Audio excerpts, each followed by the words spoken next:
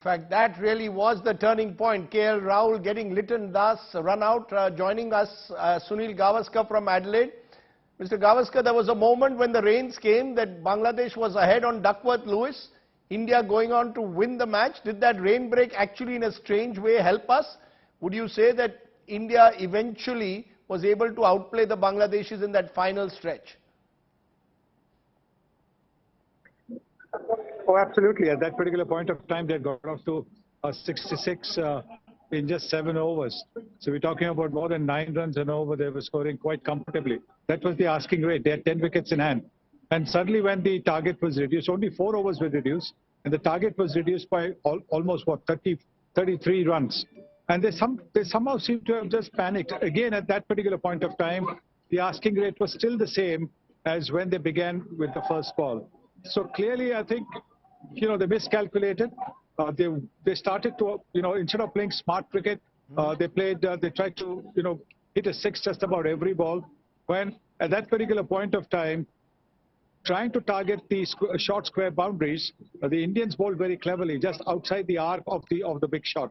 And therefore, the shots that otherwise, if it had been angled, would have gone for sixes, were caught at long on and at deep mid wicket.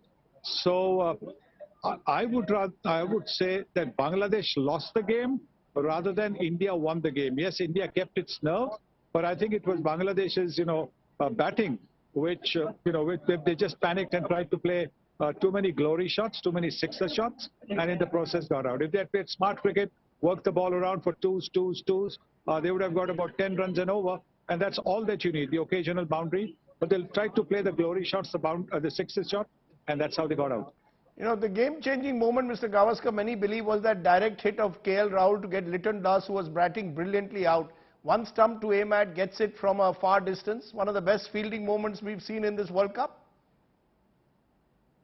It was a magical moment because also remember the fact that he had to come around and then instead of hit, he could have, the easier option would have been to throw towards the wicket-keeper's end, because that was the direction in which he was running, towards his left. But then to stop and turn and then hit towards the bowler's end took a lot of presence of mind. He might have seen through the corner of his eye as he went to pick up the ball that Liton Das had slipped a little bit, stuttered just a little bit in his attempt to come for the second run, and realized that that was the end that was going to be more profitable than the end at the batting end.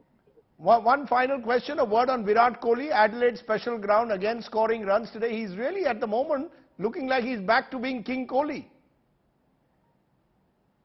But yes, I think every player has a favorite ground. A ground where he feels comfortable. The vibes of the ground are very good. The crowd, when the crowd comes in, they know that they're going to support you. So I think for Kohli, it is the Adelaide ground. That's where he got his first Test century. That's where he's got so many runs. That's where he got a century in each innings as a captain. That's where he's got 100 against Pakistan in the inaugural 2015 World Cup. And all these runs are runs where India needed those runs very badly, and that would certainly give him the belief that every time he comes to Adelaide, he will get runs. And he showed that again today with that innings. Sunil Gavaskar there joining us. Sorry for that audio line, which is a little bad, but thank you very much for joining us there from Adelaide. All looking good for Team India.